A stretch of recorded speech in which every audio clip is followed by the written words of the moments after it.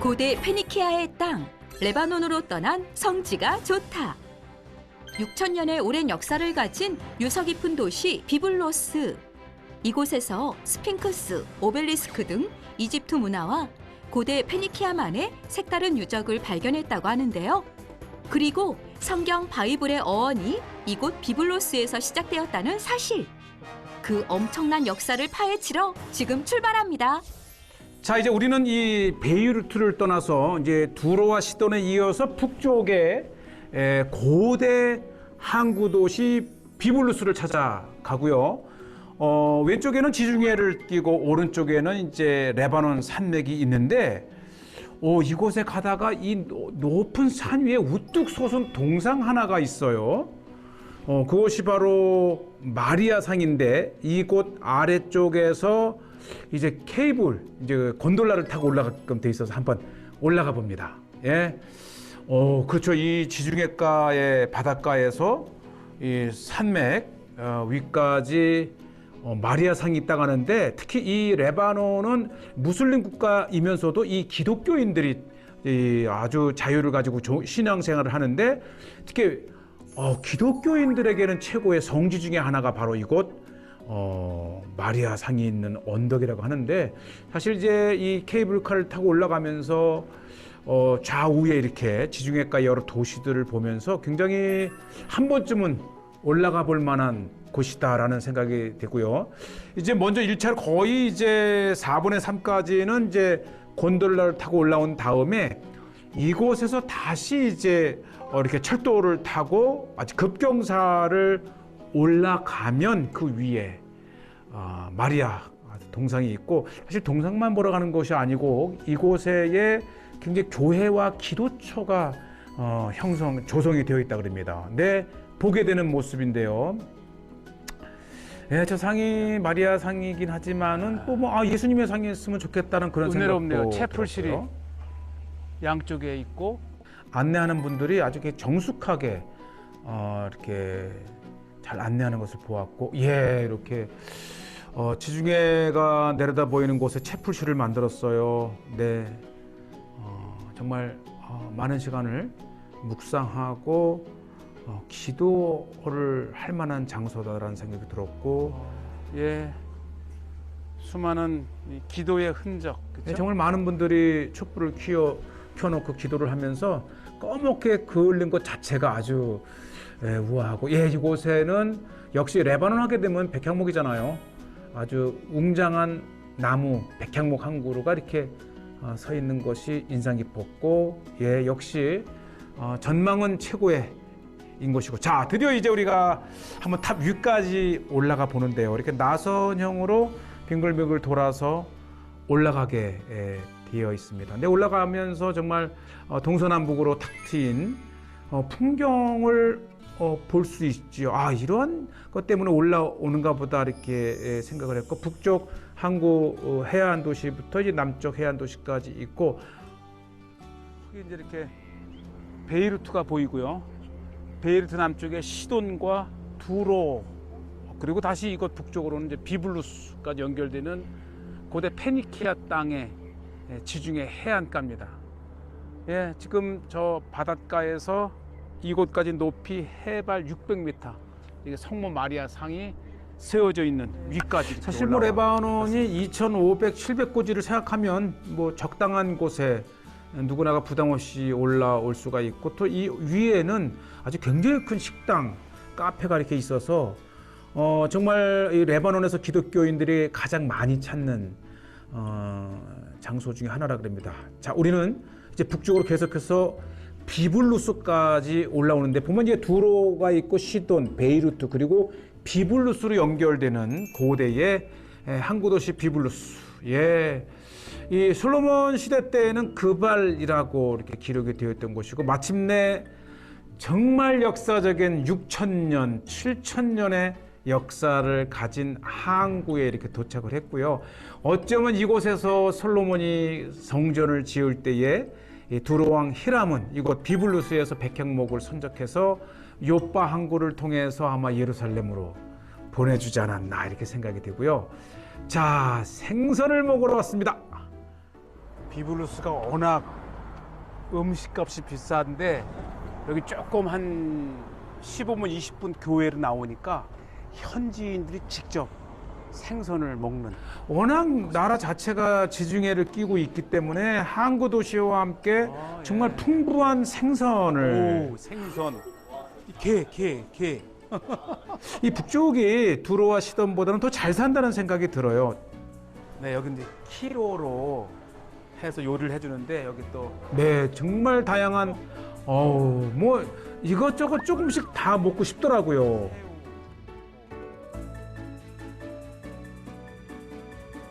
뭐 이 또 오징어를 가지고 이렇게 여기 밥 생각나더라고요. 맛있게 오징어를. 비벼 먹으면. 정말 이 회는 우리 것이라고 생각했는데 레바논에도 이렇게 회를 이 회에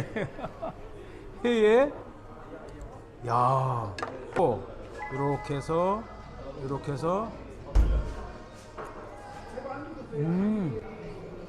그래도 간장 소스에 좀 흉내는 낸 것 같고 이렇게 고추장이 더 고추장을 넣고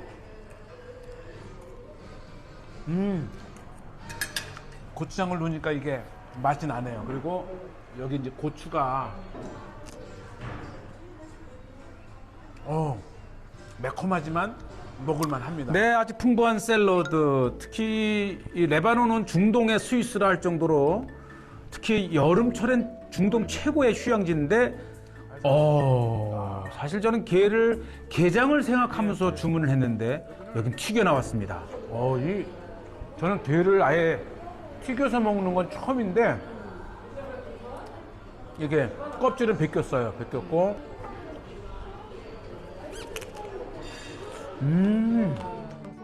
아주 레바논 정말 아주 인기 있는 생선집. 지금 세 번째 메뉴예요. 이렇게 또 생선을 해서 하고 드디어 이제 새우가 나왔습니다. 이 숯불에 구우니까 냄새가 오늘의 하이라이트. 생선에는 이 레몬이 기본인 것 같아요. 정말 이렇게 그릴에 숯불에 이렇게 구웠고요. 레몬 넣고 아예 저는 그냥 또 우리 한국식으로 쭉 해서 이때 정말 밥이 생각났어요. 근데 여긴 밥 대신 빵이 나오는 나라라. 어쨌든 정말 비블루스의 북쪽에서 모처럼 이렇게 식사다운 식사를 하고 아침에 그래도 항구를 이렇게 산책하면서 역시 어부들이 두로와 시돈보다는 아주 좀 더 평화로운 모습. 특히 기독교인들이 북쪽에 산다 그래요.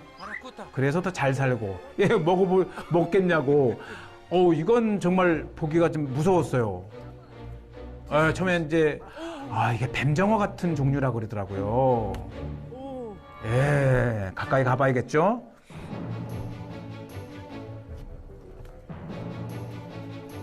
이거 드는 순간에 갑자기 이제 뱀 같은 느낌이 드니까 놓쳤는데. 네. 이게 고기를 먹은 뱀장어였어요. 네, 아주 두로, 시돈, 그다음에 비블루스까지 우리가 항구 어촌 이 어부들을 만나는데 정말 역시 이제 있고 특히 이곳 항구 바로 위쪽에 그 유명한 역사적인 7,000년의 역사를 가진 비블루스가 있습니다. 비블루스 고대 항구 바로 언덕 위에 고고학 유적지가 있습니다.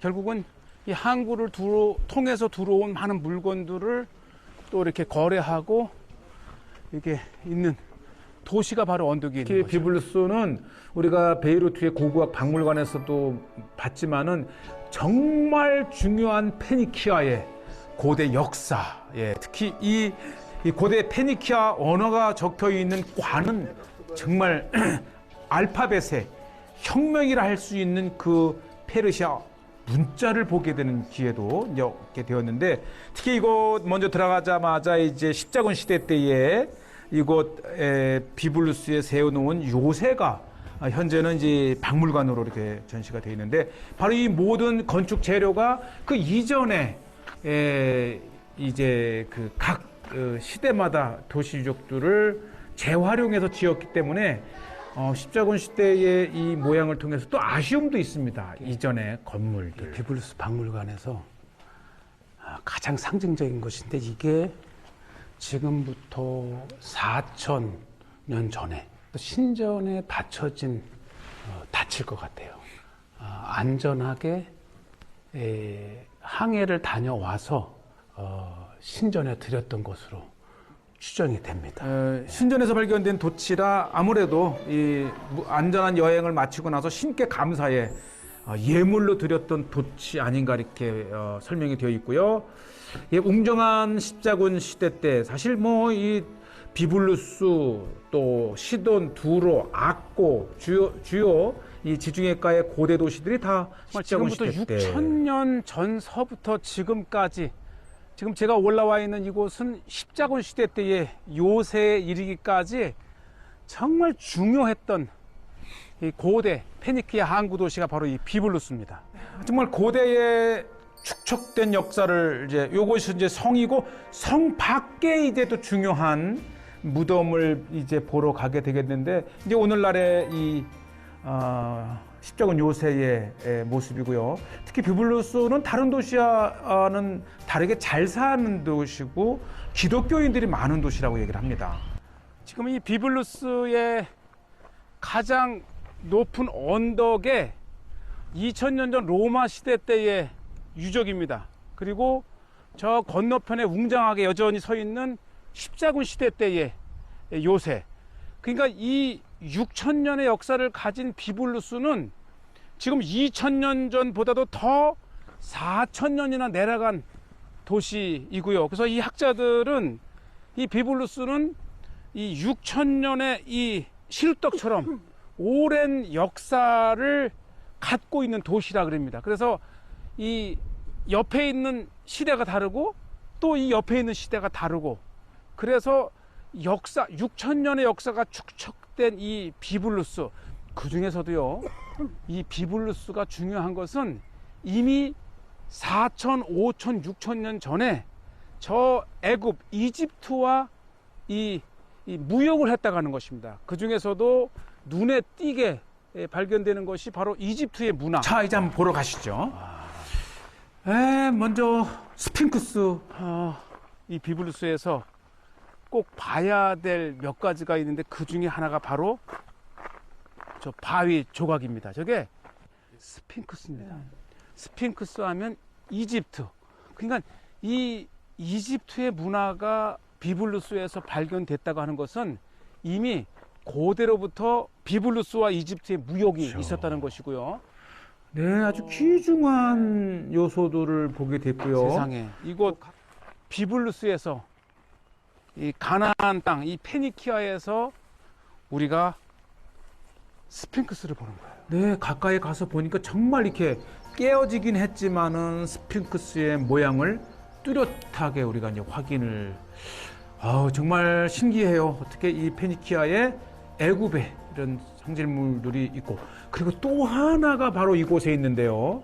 바로 이집트 하게 되면 가장 상징적인 오벨리스크가 바로 이거 비블루스에 이게 신전에 세워져 있다고 하는 것입니다. 그것도 집단적으로. 아마 이 비블루스 유적지에서 가장 중요한 것 중에 하나가 바로 이 오벨리스크 신전이죠. 이 오벨리스크 하게 되면은 이제 이집트의 대표적인 이제 그 상징물인데, 그 이집트의 상징적인 오벨리스크가 이 비블루스에서 발견되었다고 하는 것은 바로 지금부터 5,000년 전에 이미 이 비블루스와 이 이집트가 무역을 했다고 하는 결정적인 증거입니다. 이집트는 이제 미이라를 만들 때 필요한 그 백향목의 진액, 송진을 구입해 갖고 백향물 구입해 갖고, 그리고 그 대가로 파피루스를 이곳에 팔았던 것이죠. 그래서 이 애굽, 이집트의 최대의 파피루스 집산지가 바로 이곳 비블루스죠. 이 비블루스의 원래 이름은 그발입니다. 그래서 이 솔로몬 시대 때에 이 그발 사람들이 이 백향목을 잘 다루잖아요. 그래서 이 백향목을 벌목하고 예루살렘의 성전을 지을 때에 그발 사람들이 직접 도움을 네. 줍니다. 그런데 후에 이제 이 그리스 사람들은 이곳 그발은 또 하나의 유명한 아이템이 파피루스잖아요. 그러니까 이집트에서 파피루스가 이곳 그발로 와서 다시 이곳에서 이제 유럽으로 가는데 이 헬라 사람들은 이 파피루스를 비블루스라고 부르기 시작을 했는데 우리 하나님의 말씀, 이 성경이 정말 책 중에 책이다라는 의미를 바로 헬라어에서 가지고 와서 바이블이라고 부른 것입니다. 바로 그 성경, 바이블의 그 어원이 바로 이것 비블루스, 파피루스의 항구 도시에서 왔다고 하는 겁니다. 아우 정말 이 비블루스 하게 되면 책 중에 책, 그리고 이 파피루스를 통해서 이 책의 혁명이 또 일어나지 않습니까? 양가죽이나 돌에 이렇게 하던 것을 그러니까 지금 이 비블루스의 성은 이렇게 있고 성 밖에 네크로폴리스, 즉 무덤 도시를 만든 거잖아요. 근데 이 비블루스에서 발견된 무덤은 조금 특이합니다. 바위로 한 10여 미터를 이렇게 파 내려간 다음에 그 안쪽에 따로 방을 만들어서 석관을 안치합니다. 그러니까 이렇게 석관을 드러내릴 만한 크기의 이렇게 수직으로 파 내려가서 그걸 안쪽으로 들여놓는 방식인데 한번 안으로 들어가 보겠습니다. 비블루스에서 아주 가장 특별한 무덤으로 들어가는 뭐 이렇게 약간 나선형으로 돌아서 그 안쪽에 무덤을 가게 그러면서 되었습니다. 이제 발견된 석관에 히람이라고 하는 이름도 적혀 있고 그 글자가 고대 페니키아 문자라는 것이죠. 바로 알파벳의 혁명. 바로 이 페니키아 언어는 동쪽으로는 이제 거의 사각형의 이렇게 관이 내려갈 만한 충분한 크기의 수직으로 파 내려와서 안으로 석관을 안치한 아주 특별한 비블루스에서 정말 이렇게 볼 수 있는 무덤의 형태입니다. 한번 보시죠. 이쪽에. 네, 한번 무덤까지 내려왔습니다.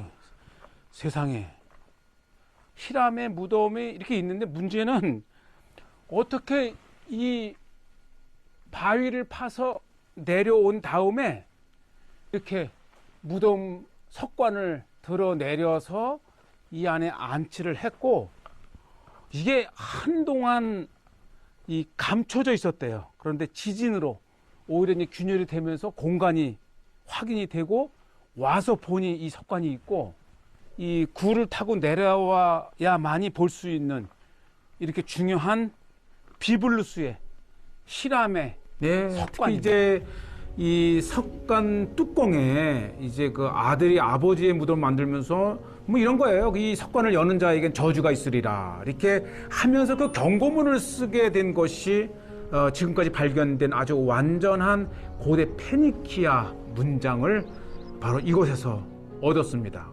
네, 특히 이 비블루스에서 발견된 네크로폴리스 고대 무덤구는 아주 색다른 이 페니키아에서 발견되는 것이고, 자 이제 고고학 유적지를 봤다면 이제 도시로 들어왔는데요. 네, 우리 성지가 좋다를 위해서 아주 피곤하지만 또 한국을 연주해 주는 우리 악사 아저씨의 어떻게 오랜 동안에 이 팬데믹으로 인해서 비블루스가 역사적인 위축돼 있는 도시이면서 네. 또 관광 도시잖아요. 수많은 식당들과 이 가게, 바자르가 쫙 예, 펼쳐져 있어요. 아직까지도 이 활기를 찾지 못한 정말 위축된 모습이고요.